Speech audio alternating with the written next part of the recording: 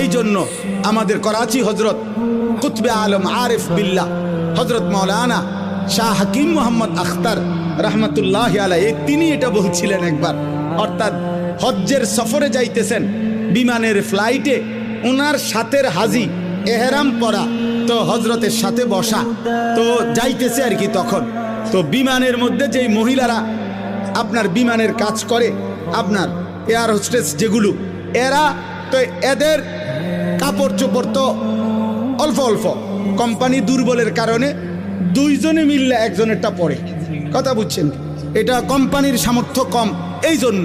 তো এই এই মহিলাদের দিকে তাকাইয়া তাকাইয়া তাকাইয়া হাজি সাহেব, ওই হজরতের সাথের হাজি সাহেব ও ব্যাখেয়ালে কইতেছে আর কি, আস্তাগফিরুল্লাহ আস্তাগফিরুল্লাহ, হজরত দেখছেন এগুলোর কাপড় চোপড়ের কি হালাত।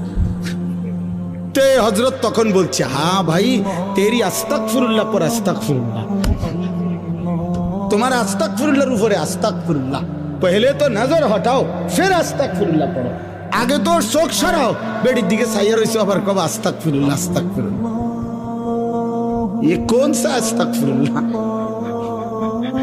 এটা কিসের আস্তাগফিরুল্লাহ, এটা নিয়ে আস্তাগফিরুল্লাহ।